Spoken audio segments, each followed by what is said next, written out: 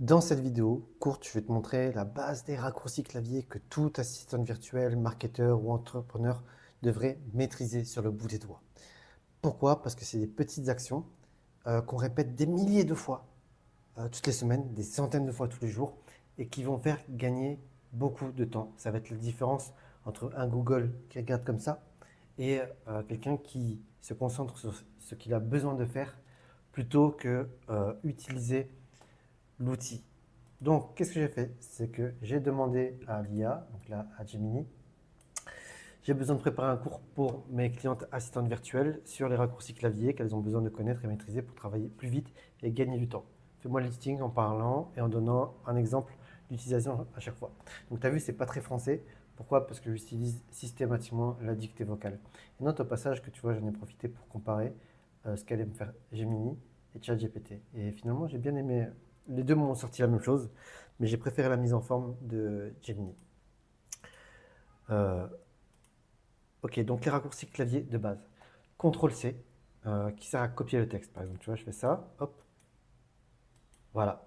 Et ça permet après de faire ce qu'on appelle un CTRL-V, c'est-à-dire coller le texte. Hop là, tu vois. CTRL-X, c'est la même chose, mais quand tu veux enlever le contenu, hop, et pouvoir le coller quelque part avec CTRL-V. CTRL-V, bah, ça sert à coller le dernier élément qui a été copié ou coupé. Et tu peux également faire CTRL-Z pour annuler la dernière action. Pratique quand on fait une erreur. Tu peux faire CTRL-Y quand tu veux rétablir la dernière action. Moi, ça ne me l'a pas fait, ça m'a ouvert un autre raccourci là. CTRL-S quand tu veux sauvegarder un document qui est en train d'être édité.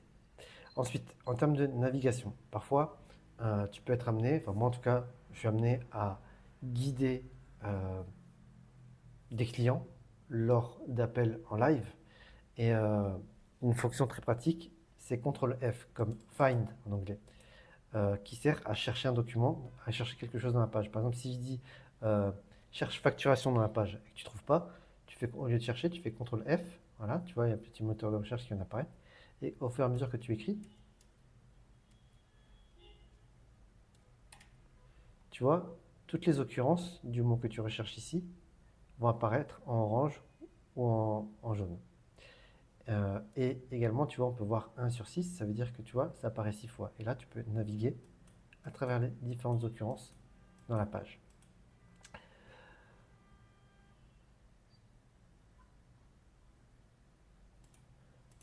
Autre raccourci à maîtriser, c'est CTRL A.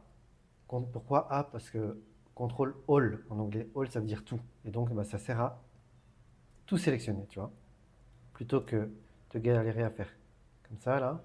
Parfois, c'est pas évident. Juste, tu fais CTRL A et boum, ça sélectionne tout. Euh, CTRL F, on a vu chercher. CTRL plus slash. Ah, je t'avoue que moi, je sais pas le faire, ce truc-là. C'est quoi? Déplacer le curseur d'un mot entier au lieu d'une lettre à la fois. Bah tiens, on va tester. Si je fais option. Alors, ouais, je trouve qu'il a mal expliqué. Regarde, supposons que je fais ça. Hop là, tu vois. Et que je veux déplacer, je vais faire plus de sélections. Donc là, je vais faire CTRL. Donc moi, je suis sur Mac, je vais faire option. Mais toi, sur Windows, ce sera CTRL. Et là, je vais utiliser les flèches.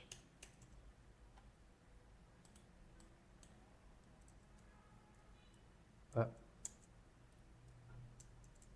là, comme par hasard, ça marche pas là. Ah, pardon. Sur Mac, ça va être Shift. Tu vois? Là, j'utilise les flèches pour me déplacer vers la droite. J'utilise les flèches pour me déplacer vers la gauche. Et tu vois, ça te permet de sélectionner. Regarde, maintenant, je vais faire toujours en laissant le doigt appuyé sur Shift. Hop, je peux descendre, tu vois. Et ça t'ouvre de nouvelles sélections. Bah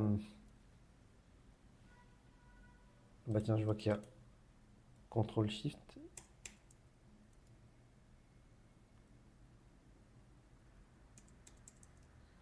Alors tu testeras, moi j'arrive pas à utiliser celui-là sur Mac. Euh, ça, bah, moi ça a bien fonctionné, mais avec Shift et pas Mac.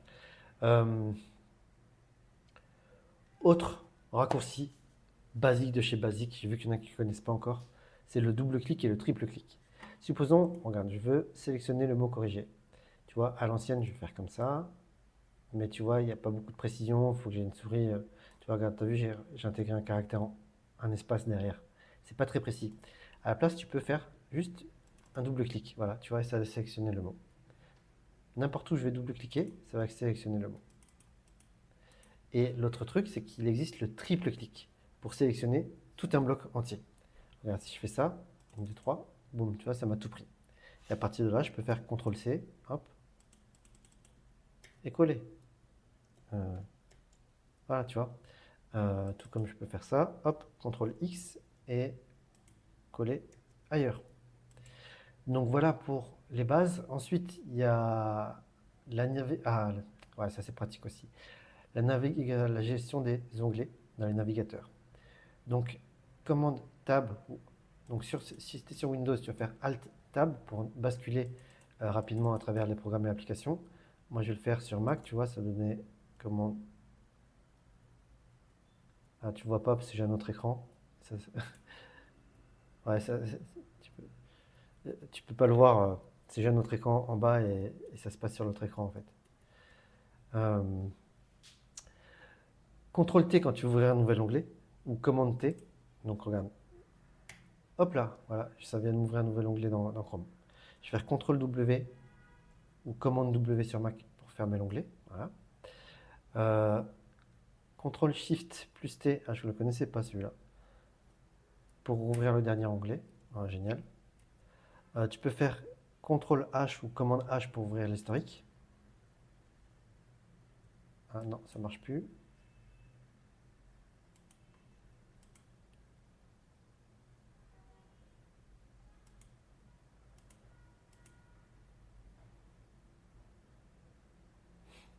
Bon.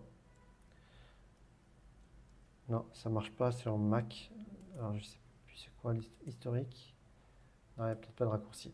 Bon, en tout cas sur Windows, CTRL H, ça te sort l'historique. Ensuite, les bases quand tu vas éditer des textes.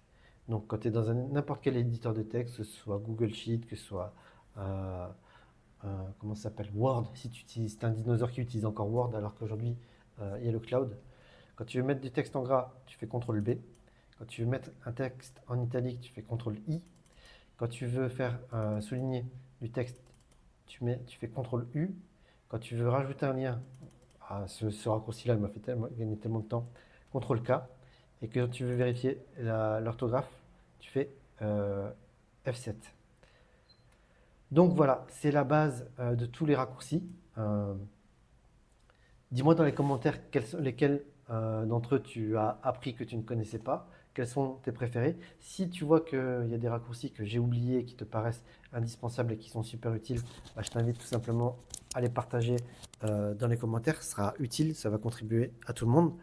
Et n'hésite pas à liker, à t'abonner, à cliquer sur la cloche pour être notifié des prochaines vidéos et à partager cette vidéo avec un ami marketeur, entrepreneur ou assistante virtuelle, freelance qui en aurait besoin, qui serait super content de gagner du temps au quotidien. C'était Rudy, je te dis à très bientôt. Ciao, ciao.